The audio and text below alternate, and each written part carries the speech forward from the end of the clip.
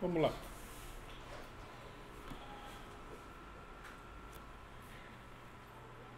O objetivo da nossa análise hoje é discutir o problema do golpe de Estado.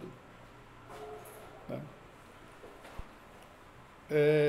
Justamente essa semana, nós tivemos 3 acontecimentos que ajudam a compreender melhor o problema do golpe de Estado. Nós sabemos aqui que há toda uma discussão no país, né?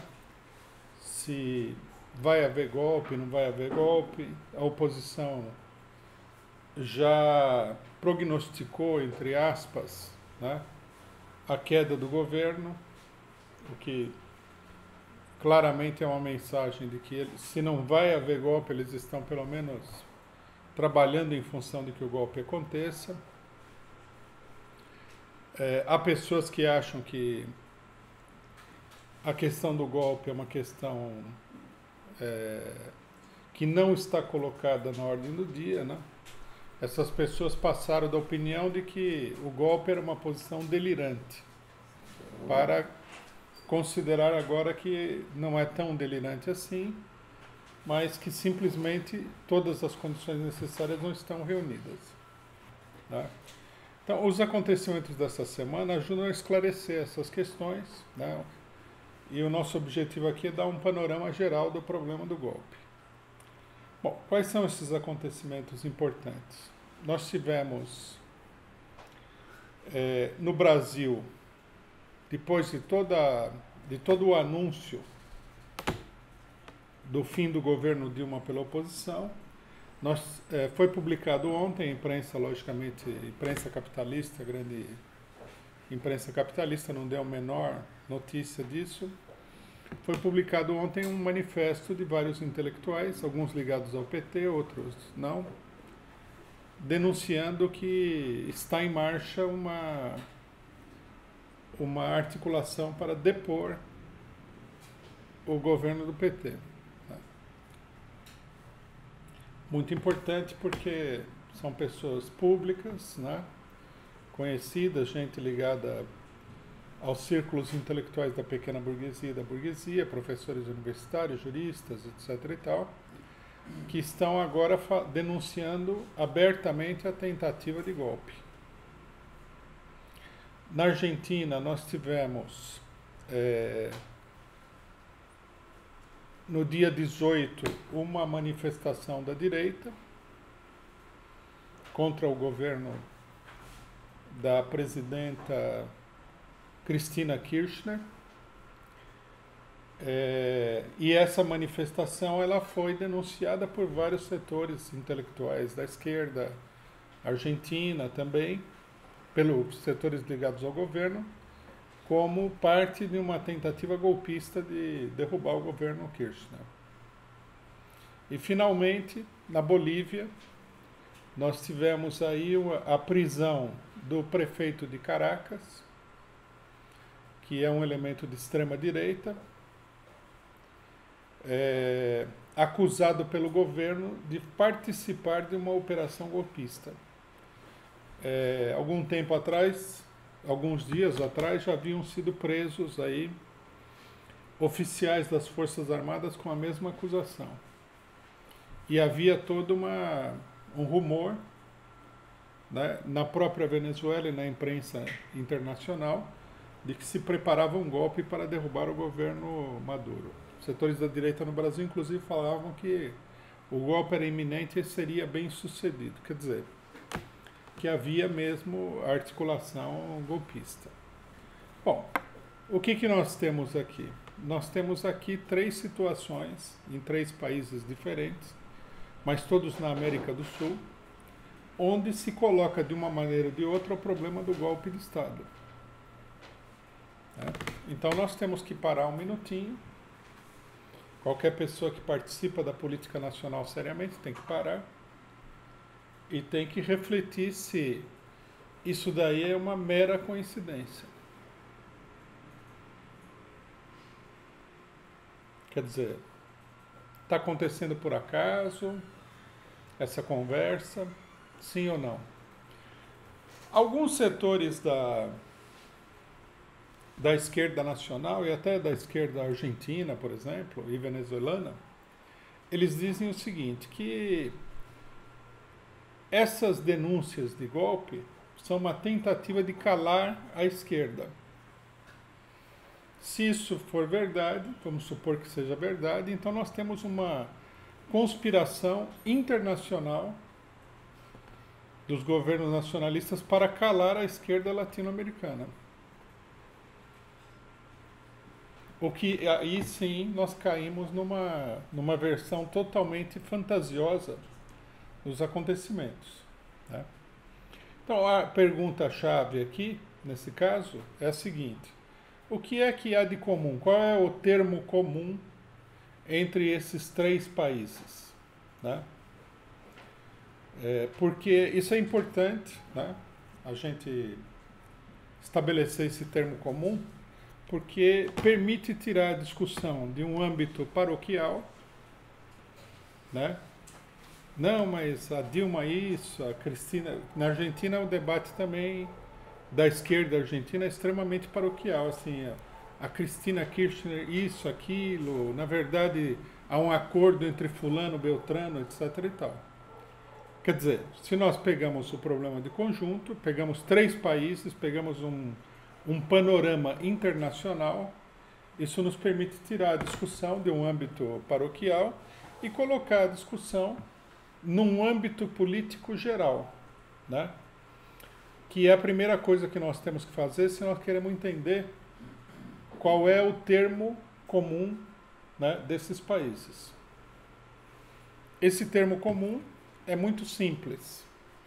Todos esses três países são países oprimidos pelo imperialismo, são países cujo governo, nos últimos anos, digamos, na última década e meia aproximadamente, um pouco mais, 2 décadas, escaparam limitadamente, né, da pressão imperialista, e é evidente agora, até pelas denúncias que foram feitas, que quem está orquestrando, né, essas oposições e essas ameaças de golpe de Estado são elementos ligados ao imperialismo, em particular o imperialismo norte-americano, nesses países. Não é segredo para ninguém que a base de operações fundamental de toda a oposição venezuelana é em Miami. Inclusive, há muitos venezuelanos que estão morando em Miami, efetivamente, constituíram uma colônia grande lá e são uma espécie de caixa de ressonância da política norte-americana para a Venezuela.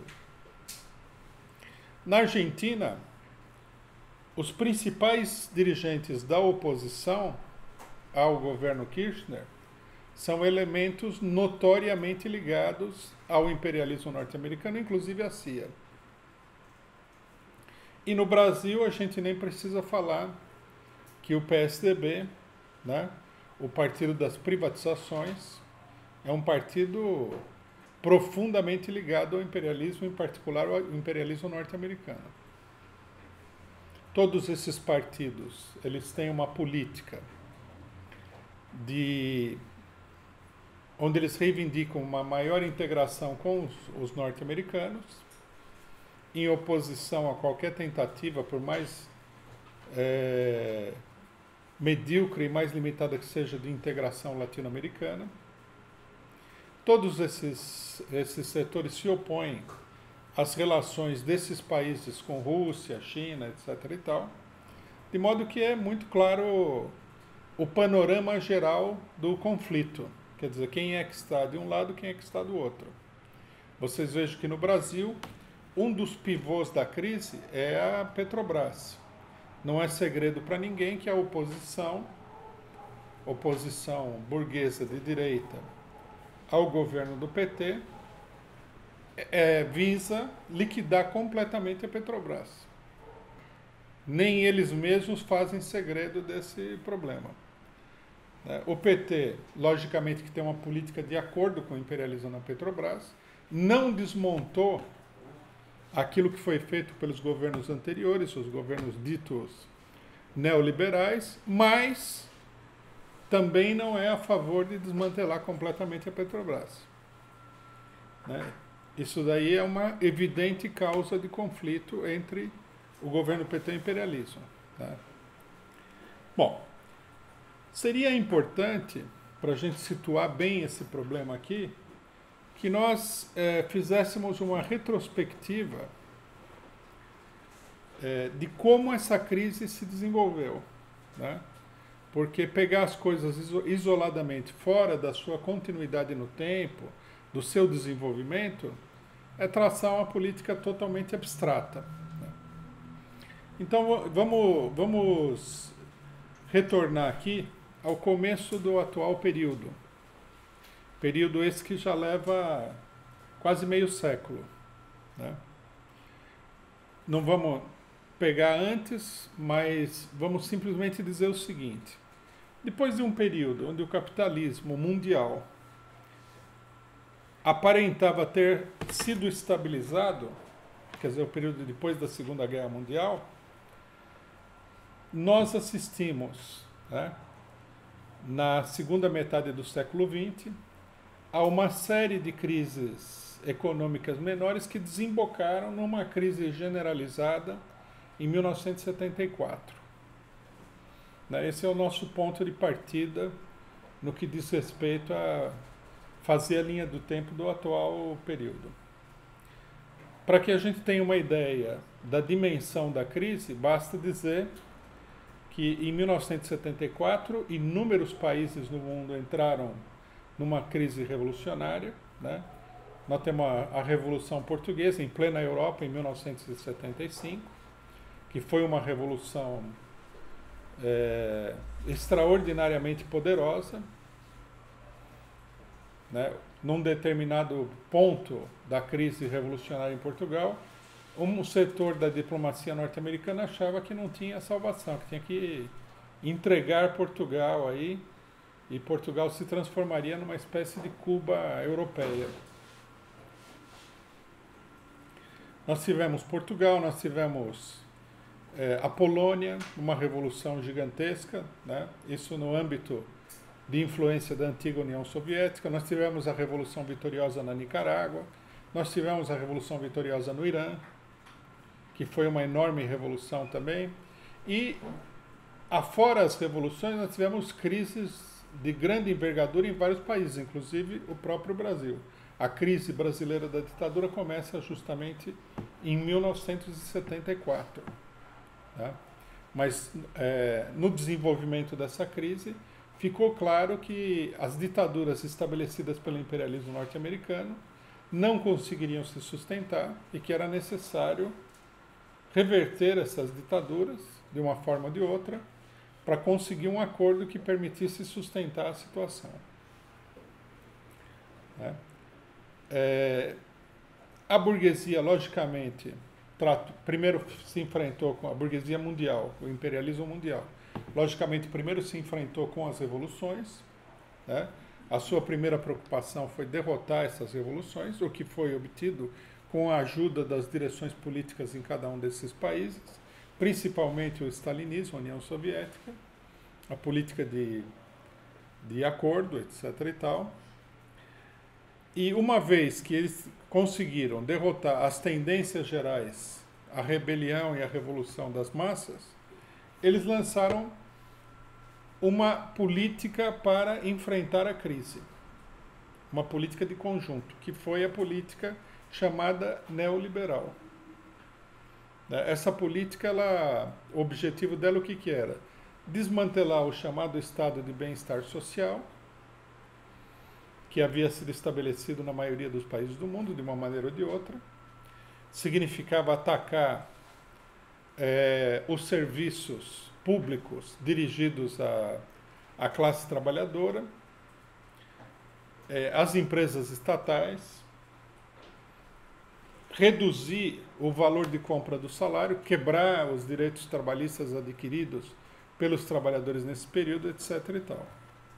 Essa política ela começa na Inglaterra e nos Estados Unidos, na Inglaterra com a Margaret Thatcher e nos Estados Unidos com Ronald Reagan, né? Vai se estabelecendo e ela chega no seu auge em 1994, né? Que é quando a bancada republicana já claramente neoliberal, já totalmente alinhada com a política neoliberal, se transforma em maioria no Congresso Nacional norte-americano. Na América Latina, nós temos aí a imposição em diversos países dos governos neoliberais pelo imperialismo, né? Em todos os países da América Latina, de um modo ou de outro, foi promovido o famoso ajuste neoliberal, com privatizações, ataque às massas, etc. e tal, que levaram, em alguns lugares, a uma situação de completo desespero, mas que levaram em todos os lugares a uma situação insustentável, né?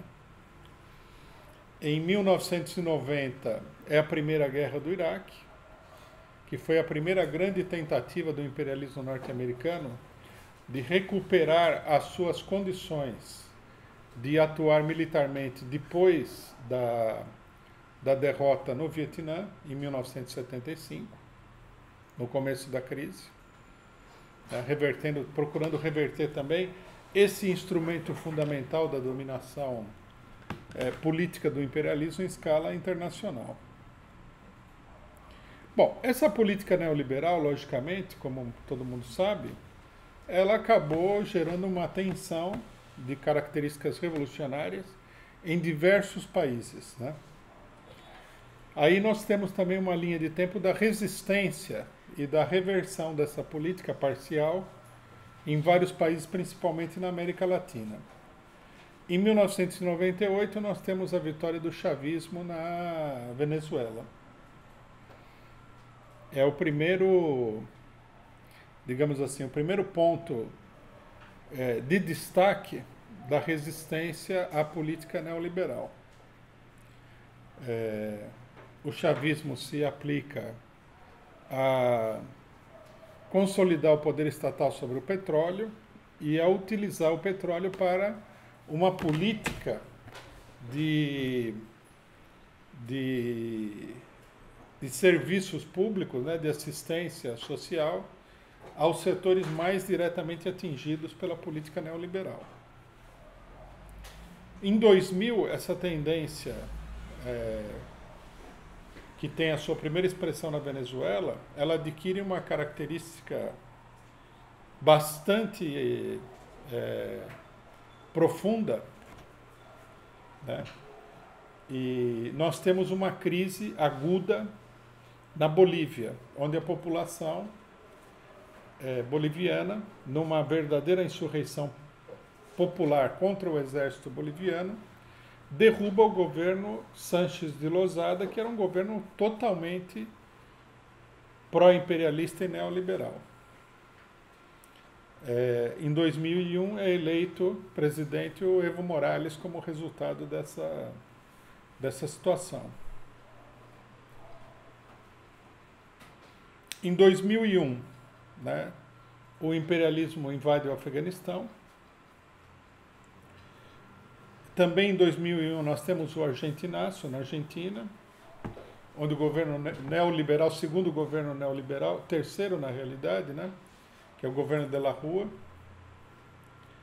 ele é derrubado também por uma mobilização popular que vai dar lugar à subida do governo dos Kirchner. Em 2003 começa a resistência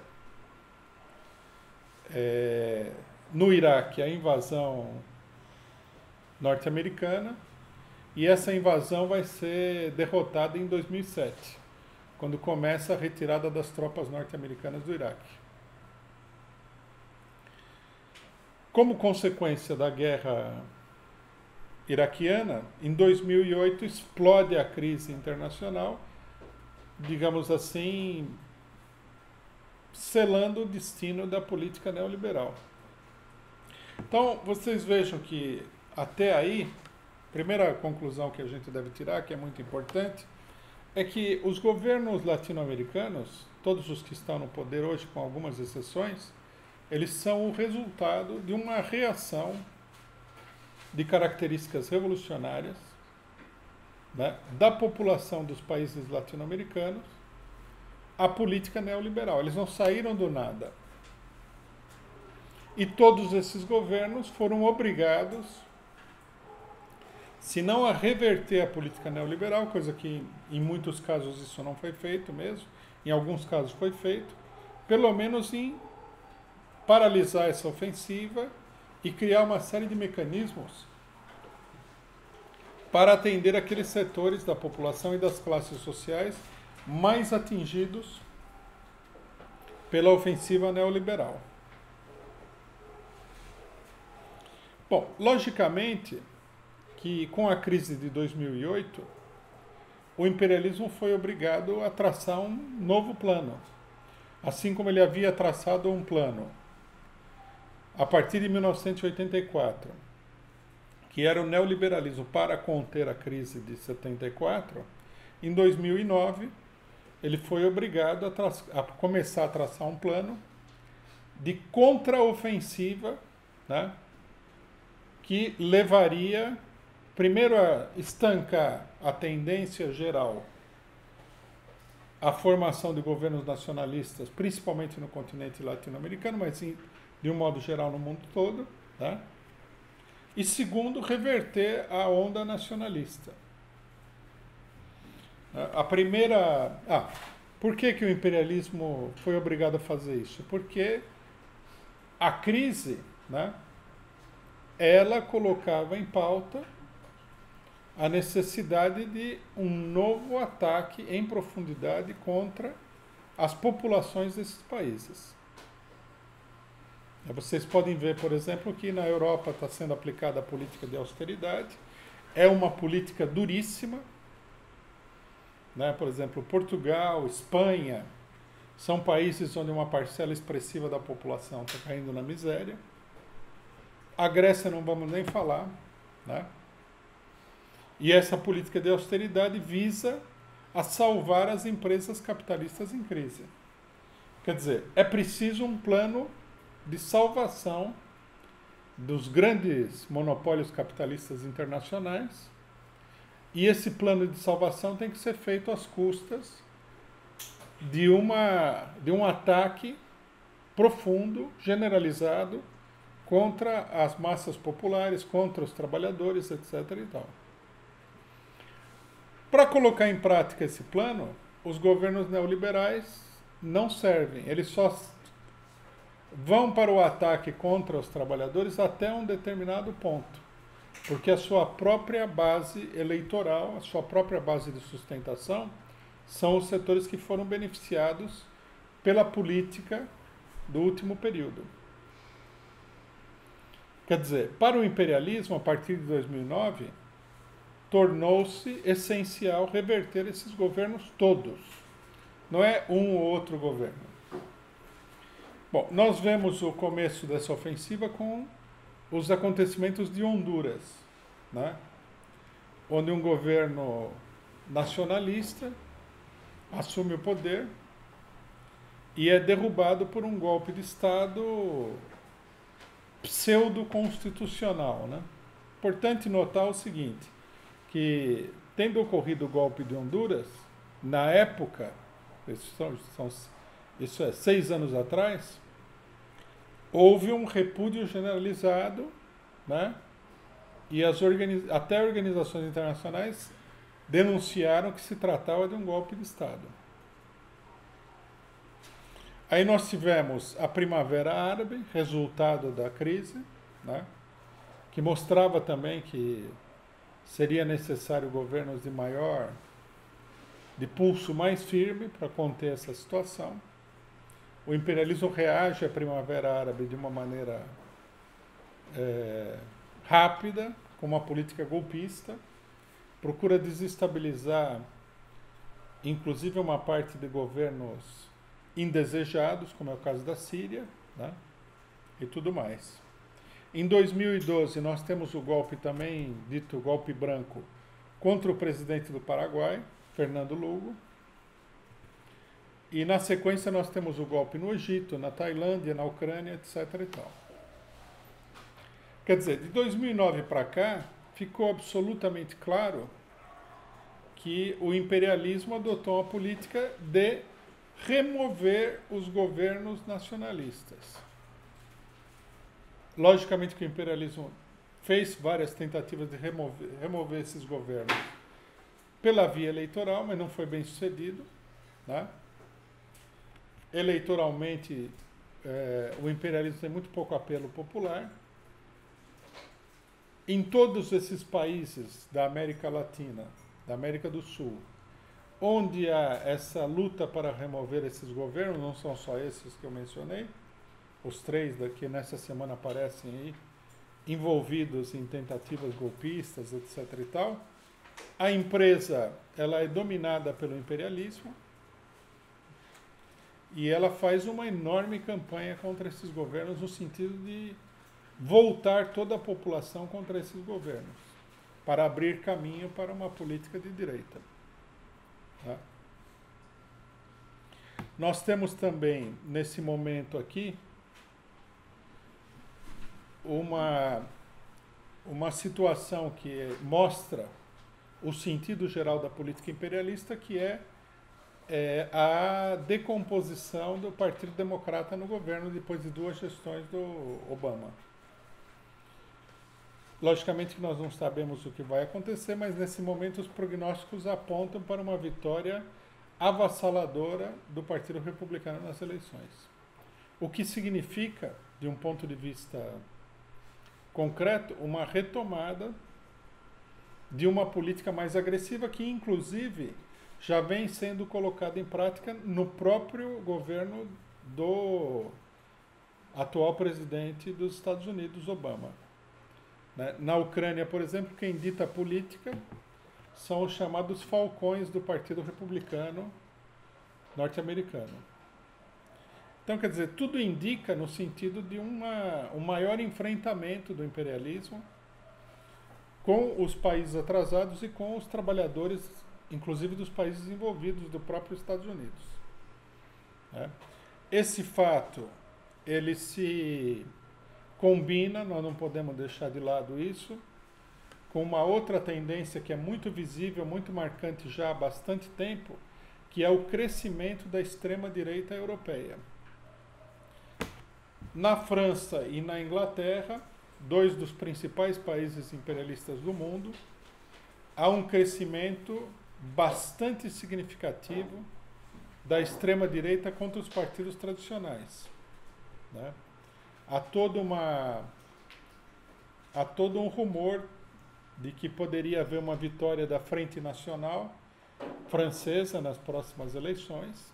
Frente Nacional, para vocês terem uma ideia, é uma organização claramente fascista. Ela agora botou um vernizinho democrático para disfarçar um pouco isso daí. Mas é uma organização antissemita, contra os imigrantes, admiradora do Mussolini, do Hitler, né? Sempre foi uma organização de extrema-direita mesmo, tradicional da França. Nesse momento é um dos partidos mais cotados para ganhar as eleições francesas. Vocês vejam só o nível em que se desenvolve, né, a crise política nos países principais. Na Inglaterra, existe uma organização de extrema-direita também que tem ganhado terreno, que é o chamado UKIP, né? Uma organização que surge da crise do Partido Conservador Britânico, também extremamente direitista e fascistoide. São situações que deixam claro que há toda uma tendência dentro do imperialismo no sentido de conter a crise por uma política não apenas agressiva no terreno econômico e social, mas por uma política de força, que pode começar de uma maneira branda, mas gradualmente tende a evoluir para uma ditadura em todos os sentidos. Nós vemos também a contrapartida dessa situação no que está acontecendo nos países mais diretamente afetados pela crise econômica. Então, por exemplo, na Grécia, ganhou as eleições um partido da esquerda pequeno-burguesa, o Syriza, que é um partido, como é que se diz, sem grandes perspectivas, né? Não tem uma política definida para nada, mas expressou nas eleições a tendência geral da população a se rebelar contra a ditadura dos bancos sobre a Grécia. Uma coisa muito parecida está acontecendo na Espanha com o Podemos, que é outro partido pequeno burguês de esquerda, democrático num sentido muito vago, né? Que também está capitalizando o descontentamento. Embora esses partidos não sejam nada de importante, o Podemos e o Syriza, eles mostram uma tendência de evolução da classe trabalhadora e setores da classe média desses países à esquerda contra os partidos tradicionais. Uma tendência que é uma típica tendência de frente popular, né? São partidos que, apesar de toda a sua propaganda esquerdista, eles trabalham em comum acordo com a burguesia dos seus países, né? Então nós vemos que é uma polarização e que o imperialismo, logicamente, precisa de uma política para enfrentar tudo isso. E a política que vai se definindo é uma política agressiva, uma política de golpes de Estado, uma política de impor, às vezes sob uma cobertura democrática, às vezes não, uma ditadura, e uma política onde o imperialismo estimula conscientemente, em vários lugares, o crescimento das organizações fascistas de extrema-direita. Na Ucrânia, por exemplo, ficou claro o seguinte: primeiro, o golpe foi dado, foi orquestrado principalmente pela diplomacia e pelos serviços de inteligência norte-americana, contra o anterior governo, né? E contou com uma participação expressiva da extrema-direita fascista ucraniana, que é uma sobrevivência dos velhos e bons tempos em que o Hitler invadiu a antiga União Soviética, né? Esses grupos aí participaram da política de extermínio hitlerista dentro da Ucrânia e de países próximos. Quando foi feito um acordo entre os setores da União Europeia e a Rússia, notícias vazaram na imprensa de que a recusa, né, do Pravý Sektor, que é uma frente única de organizações de extrema-direita, de aceitar o acordo, foi impulsionada pela diplomacia norte-americana e pelos serviços de inteligência norte-americana, que estimularam esse setor a rejeitar o acordo. Quer dizer, a política norte-americana conscientemente usa as organizações fascistas contra, né, os seus inimigos políticos, contra as populações, etc. e tal. Esse setor vem operando na Ucrânia uma série de massacres e tudo mais. Vocês vejam que se eles estão dispostos a usar, né, essas organizações fascistas num determinado nível, vão usar ainda mais à medida que a necessidade se apresentar. E qual é a necessidade? A necessidade está determinada pela tendência central da economia. Nós estamos atravessando uma situação de completo colapso econômico mundial. Todas as previsões coincidem em que, para o final de 2014 para 2015, deverá haver uma explosão econômica muito grande, pior do que a de 2008. O que vai levar a um agravamento da luta de classes, né? A um acirramento da luta de classes, e, portanto, vai levar à necessidade da burguesia utilizar medidas mais duras, medidas de força, contra as populações rebeladas, contra a classe trabalhadora, etc. e tal. Bom, esse é o panorama geral. Como vocês podem ver, é um pouco ocioso, né, o debate feito localizadamente no Brasil sobre se vai ter golpe, não vai ter golpe, se não sei quem que é o golpe, não sei qual setor da burguesia que é o golpe, se isso, se aquilo, se aquele outro, porque é transformar uma discussão que diz respeito a uma orientação política geral no cenário internacional numa discussão paroquial.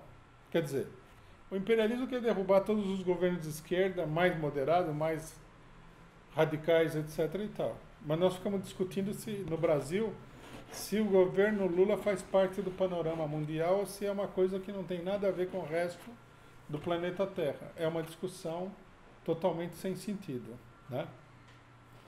Mesmo assim, eu acho que é importante aqui que a gente entre em alguns dados do debate paroquial local, né? O debate que é realizado na nossa paróquia aqui, entre a esquerda e setores democráticos, né? Bom, um dos grandes argumentos, vale a pena relembrar, desse debate em tempos um pouco anteriores, alguns poucos meses atrás, era o seguinte: a burguesia brasileira está morrendo de satisfação com o PT. Está ganhando dinheiro, está na felicidade, etc. e tal. Bom, descobrimos recentemente, né, com o resultado da eleição, com as declarações dos líderes do PSDB, com a derrota do governo acachapante na Câmara para setores dos partidos burgueses, inclusive aliados do PT, por tudo que está acontecendo, pelas denúncias de corrupção, pela CPI, etc, etc, etc, etc, pedido de impeachment da Dilma, que não dá para dizer mais que a burguesia está morrendo de felicidade com o PT. Porque quem que está fazendo tudo isso? A burguesia. A situação do governo PT piorou sensivelmente, né, depois da eleição. Já durante a eleição e depois da eleição. Logicamente que esse argumento ele já era um argumento tolo antes, porque existe um cartel de toda a imprensa burguesa contra o PT. Então não dá para dizer que a burguesia está hiper satisfeita. Que a campanha era uma campanha bastante grande. Colocaram dirigentes do PT na cadeia, etc. e tal. Mas se antes a pessoa conseguia fechar os olhos à realidade, agora já não é mais possível. Ficou claro, né, acima de qualquer dúvida, que a burguesia, seja lá a que burguesia que nós estamos nos referindo, não está satisfeita com o PT. Tanto que se coloca o problema de remover o PT do governo. Uma segunda questão que é levantada sistematicamente, que faz parte desse debate paroquial, é o seguinte: não há condições para o golpe.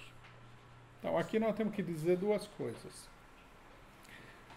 Primeiramente, que as condições para o golpe, elas se reúnem quando chega a hora de dar o golpe. Quando as condições estão dadas, é o momento de você dar o golpe.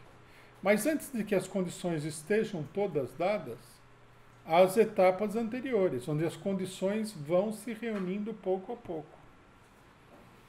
É um argumento extremamente infantil, né, colocar as coisas desses termos. É como se a gente dissesse assim: as condições não estão dadas para um estouro financeiro. Não, todas no Brasil nesse momento não estão dadas, mas elas estão se reunindo, né, e a crise financeira é uma ameaça.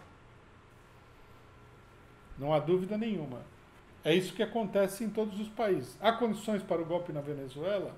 Aparentemente, as condições não estão todas dadas, porque o governo desbaratou o golpe. Se todas as condições estivessem dadas, o mais provável é que o golpe tivesse acontecido lá. Quer dizer, é uma coisa totalmente sem sentido falar nisso daí. né? Segundo lugar, nós temos que entender que o imperialismo e a direita nacional, que é um braço do imperialismo, eles não ficam esperando passivamente para que as condições estejam dadas. Eles trabalham para criar as condições. Por exemplo, na Ucrânia, eles foram extremamente bem-sucedidos em criar essas condições. Houve uma operação muito bem montada, né, onde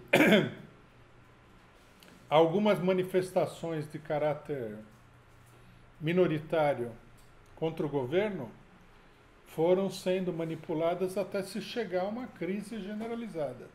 Inclusive há denúncias comprovadas de que foram os próprios golpistas que atiraram em vários setores dentro das manifestações para aumentar a indignação e a revolta contra o governo. Quer dizer, não há condições, vamos criar as condições. A condição mais importante para o golpe, que é o que a direita está explorando, é justamente a crise econômica. As dificuldades econômicas podem e são exploradas em favor do golpe. Outro argumento brilhante nesse sentido é o seguinte: os governos nacionalistas são iguais ou até piores do que os governos imperialistas. Eu ouvi isso daí em muitos lugares, em muitos setores de esquerda. Quer dizer, por exemplo, o governo Lula e o governo Dilma, eles seriam piores do que os governos FHC. Isso é uma coisa que não tem pé nem cabeça. Embora os governos do PT não sejam nenhuma maravilha, eles são muito distintos do governo FHC. O governo FHC privatizou quase toda a economia nacional. O governo Lula, a grande crítica que a gente deve fazer a esse governo é que ele não reverteu essas privatizações. E ainda lançou um programa que, embora não seja igual ao das privatizações, lançou um programa de concessões privatistas em várias áreas da economia, menores e tal, bem menos significativa do que as anteriores, etc. e tal. Então, quer dizer, não tem sentido fazer isso daí, fazer essa comparação. O governo FHC provocou um desemprego gigantesco com a sua política de privatizações. Levou uma parte da população à situação limite de morrer de fome, que acabou sendo resgatada pela política assistencial do governo do PT com o Bolsa Família. Então, o governo do PT não é um governo dos trabalhadores, não é um governo que governa no interesse da classe trabalhadora, mas também não é o governo FHC. É uma coisa muito infantil e confusa falar uma coisa dessas daí. E para nós o mais importante é que, do ponto de vista do imperialismo, não são mesmo os mesmos governos, né? Veja-se a oposição que se faz a esses governos da parte do imperialismo. Quer dizer, não é porque o governo não é o que a gente quer que ele é igual ao outro, né? Em política, fazer a distinção é uma coisa fundamental. Bom, aí há também um brilhantismo que a direita inventou e que a esquerda repete de maneira servil, que é o seguinte: impeachment não é golpe. O impeachment seria um recurso legal. Bom, a gente pode argumentar contra isso, mas é evidente que é um golpe, né? Não há dúvida nenhuma de que há uma operação para tirar o governo do PT de uma maneira ou de outra. Tentaram, como é que se diz? Não aprovar as contas. Agora vem o impeachment. Quer dizer, precisa tirar o governo. Não é que há um impeachment legal. O impeachment é um recurso dos golpistas para tirar o governo. Outra coisa é que, para qualquer pessoa que tem um mínimo de bom senso político, fica evidente que a base sobre a qual procuram erguer esse impeachment, que é o escândalo do petróleo, é uma coisa completamente manipulada, né? Foi colocado aí um setor da Polícia Federal que está ligado ao imperialismo. O PT, de maneira espantosa, deixa passar isso daí, sendo que eles têm o ministro da Justiça. Eles deixam uma parte da Polícia Federal agir como se fosse um Estado dentro do Estado, com total autonomia dentro do governo, né? E no inquérito é feito todo tipo de ilegalidade. Colocam as pessoas lá sob chantagem para que delatem as outras pessoas. Toda a operação é baseada na delação de pessoas que recebem favores para delatar as outras pessoas, que já é uma coisa absurda, porque uma confissão, um testemunho só é um testemunho confiável se é feito de livre e espontânea vontade. Se você pagar uma pessoa para ir ao tribunal, né, para testemunhar, qualquer juiz falaria não. Testemunha paga não dá, pois todas essas testemunhas são testemunhas pagas, né? É toda uma irregularidade. As pessoas são chantageadas, a imprensa, a Polícia Federal e o juiz encarregado do caso agem articulados para fazer uma campanha política em torno do processo, da mesma maneira que foi feito com o Mensalão, que passava na televisão todo o tempo no momento das eleições, uma coisa que jamais poderia ter sido feita e nem permitida. Então, quer dizer, isso daí não é legal, não é constitucional, não é democrático, não é nada. Teria que ser rejeitado. Como a imprensa faz uma pressão muito grande sobre a população e muita gente tem medo de falar contra as denúncias de corrupção, porque no Brasil há muita corrupção, sempre houve, então uma parcela do pessoal fica acovardado de ir contra uma suposta opinião pública e não fala nada contra esses abusos, essas irregularidades, que já são em si mesmos uma espécie de golpe de Estado. Um outro argumento que também deve ser considerado, apesar de ser um argumento também igualmente do mesmo nível que os anteriores, é que é o seguinte: se você ficar contra o golpe, você fica a favor da política burguesa do PT.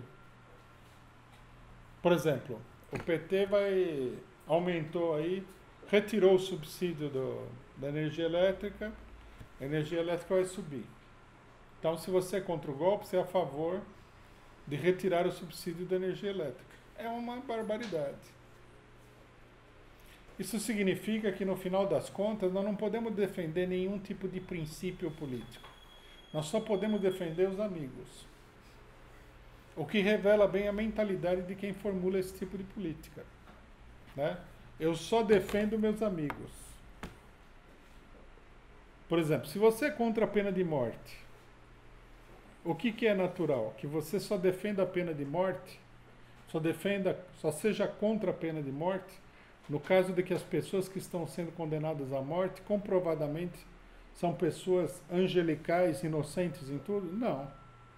Se você é contra a pena de morte, e vai um criminoso, estuprador, assassino em série, etc. e tal, você fala, para ele também não.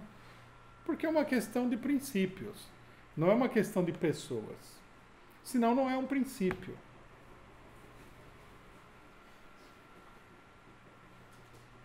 Se você é contra o golpe, você é contra o golpe. Quem que está no governo é o PT? Poderia ser alguém do PDT, do PSB, do PMDB também. Se nós somos contra o golpe imperialista, nós somos contra o golpe imperialista. Não vamos ficar agora, tá certo? Pedindo aí que a pessoa, para ser derrubada no golpe, seja uma pessoa revolucionária, de um pedigree revolucionário perfeito, que é uma coisa absurda. Mostra que uma parte da esquerda perdeu até a noção do que é uma política de princípios. Por exemplo, vejam vocês, Nós somos contra a censura, nós PCO. Então, quando censuraram esses humoristas que têm aí dezenas de processos nas costas, nós defendemos, nós nos colocamos contra essa censura. Aí alguém fala assim, nossa, vocês estão defendendo quem que era na época? O Rafinha Bastos. Ele faz piada contra a mulher, o homossexual, não sei o quê. Ser contra a censura é deixar que o povo fale. Vamos agora escolher o que ele vai falar, porque isso aí não é ser contra a censura. Falar aquilo que eu gosto, qualquer ditadura faz, é ou não é? A ditadura também. Se o jornal elogiasse o general presidente da época, não era censurado. Só era censurado naquilo que a ditadura não gostava. Então vocês veem que não são princípios de democracia.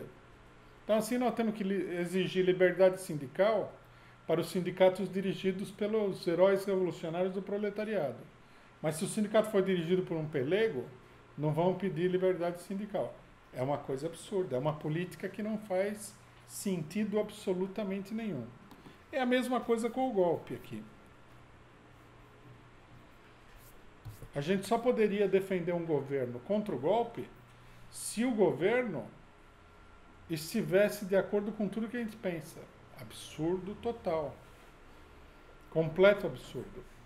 Quando houve o golpe de 1964, o governo João Goulart não dava para apoiar também a política dele. Isso era um governo que era igual ou pior do que o governo do PT.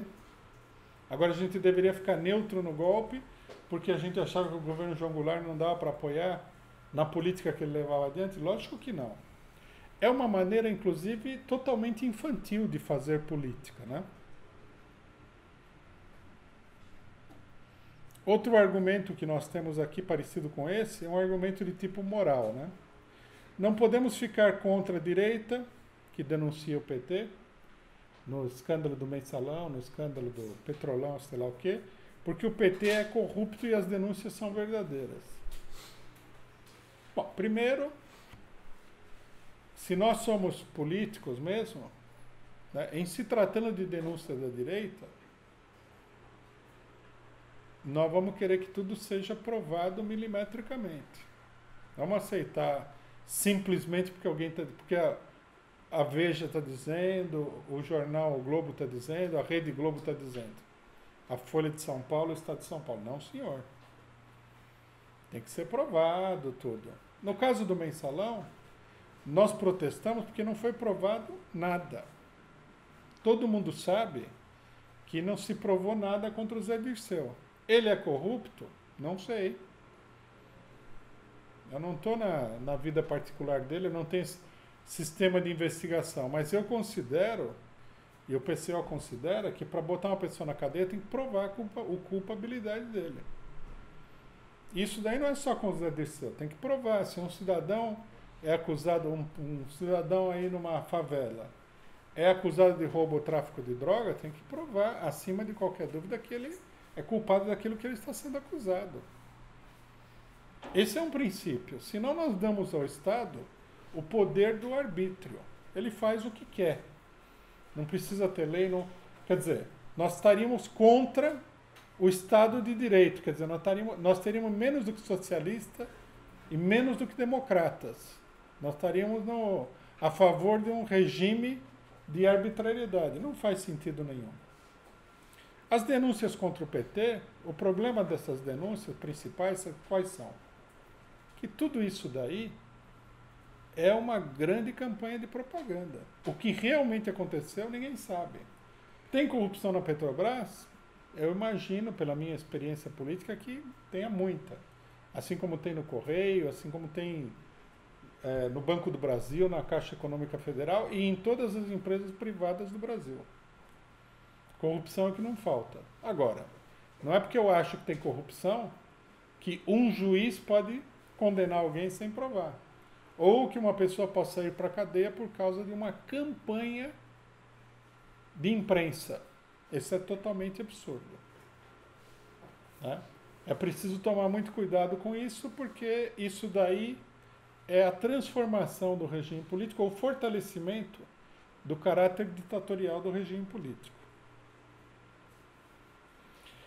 Bom, um último argumento, para citar os mais importantes, né, não entrar em todos, é o seguinte, que a gente deve, se há um golpe para derrubar o governo do PT, nós temos dois campos em luta. Os que são a favor do golpe e os que são contra o golpe. A gente deveria criar um terceiro campo. Os que não ligam para o fato de ter golpe, não são contra, não são a favor, não são nada. Né? Uma organização, inclusive, chegou ao extremo de falar que a classe operária tinha condições de tomar o poder nessa crise. Isso é absurdo. Que a classe operária tenha condições de tomar o poder, de um ponto de vista geral, em algum momento, dadas as condições, tudo bem. Mas opor a tomada do poder pela classe operária, né, à crise atual é viver no mundo da fantasia. Isso aí foi dito pelo PSTU. Aqui é muito simples. Nós devemos dizer se nós somos a favor ou contra o golpe. Né? Se nós queremos que a direita tire o governo do PT, ou se nós somos favoráveis apenas e tão somente que os trabalhadores, quando eles tiverem condições, tirem o governo do PT. Se nós somos favoráveis que o imperialismo dê um golpe e imponham a força e ao arrepio de todas as instituições, do voto, da opinião pública, etc., etc., uma política de terra arrasada contra a população brasileira. É isso que nós temos que dizer nesse momento. Né? Alguém poderia dizer o seguinte, não, mas o golpe não está colocado para hoje. Tudo bem, não pode não estar colocado para hoje, mas com certeza ele está colocado para o futuro imediato. As declarações do PSDB foram taxativas. A Dilma não vai terminar o mandato. Aqui cabe uma pergunta importante que muita gente não se faz. Não faz essa pergunta a si mesmo.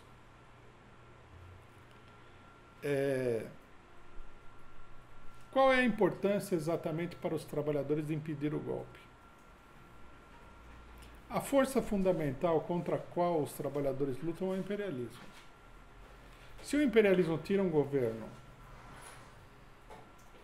que não é o governo dele diretamente, e os trabalhadores não fazem nada, isso vai fortalecer o imperialismo e enfraquecer os trabalhadores na luta contra o imperialismo. Se os trabalhadores impedem que o imperialismo tire o governo a seu bel prazer a hora que eles quiserem, isso aí vai fortalecendo a classe trabalhadora na luta contra o imperialismo. O nosso problema central é esse. Nós não consideramos que o PT seja, do ponto de vista da luta de classes imediata, um ator fundamental, mas um ator secundário.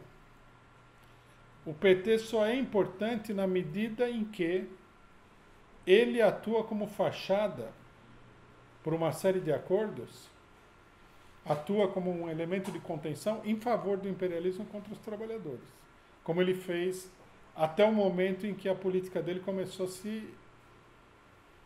a entrar em contradição com a política do imperialismo. Esse daí também é um erro fundamental que a maior parte da esquerda faz em relação ao problema do golpe do Estado e do PT. Considerar que o PT é o centro do problema político no país. Não é verdade. O PT não é o centro do poder. Se fosse o centro do poder, não teria aí um monte de juízes, STF e Polícia Federal todo atuando contra ele. Isso não acontece no Brasil num governo de direita, em geral. O aparato do Estado fica unificado de trás do poder político da direita. Acontece com o PT porque o PT, o imperialismo e os setores da burguesia que são aliados ao imperialismo encaram o PT como um ocupante transitório do poder, que precisa inclusive ser controlado para não exceder a sua função de manter o governo funcionando, numa situação de crise. Bom, para concluir, companheiros, que a gente demorou bastante, qual é a política revolucionária diante da situação? Em primeiro lugar, é uma obrigação de toda a esquerda denunciar a movimentação golpista. Essa é uma coisa absolutamente fundamental. A luta contra a direita, né, é sempre o aspecto central da luta da classe trabalhadora. É a direita e o imperialismo que representam o setor essencial da burguesia, e não os outros. Em segundo lugar, nós temos que denunciar a incapacidade do PT de lutar contra a direita. Se nós acusamos o PT por corrupção o tempo todo, como faz a direita, para os trabalhadores que têm ilusão no PT, e essas ilusões estão longe de ser superadas, nós vamos ser confundidos com a direita. Se nós denunciarmos o PT porque ele não combate a direita, isso sim será uma experiência importante para todos os setores da classe trabalhadora. Não combate a direita, não atende às reivindicações dos trabalhadores, etc. e tal. Nesse processo é preciso ter a mais completa independência do PT e da Frente Popular no governo e fora do governo. Mobilizar as massas pelas suas próprias reivindicações, o que significa que nós não temos nenhuma crença em nenhum tipo de recurso parlamentar, judicial, etc. e tal, mas apenas na força real das massas trabalhadoras. Bom, e acima de tudo, né, reiterando, não fazer nenhum acordo com a direita e não se confundir em momento algum com a campanha da direita contra o PT.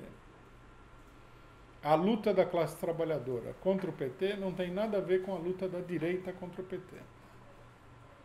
Nós não podemos fortalecer. E se houver confusão, se houver qualquer tipo de aliança, como faz uma parte da esquerda no Brasil hoje, isso somente favorece a direita.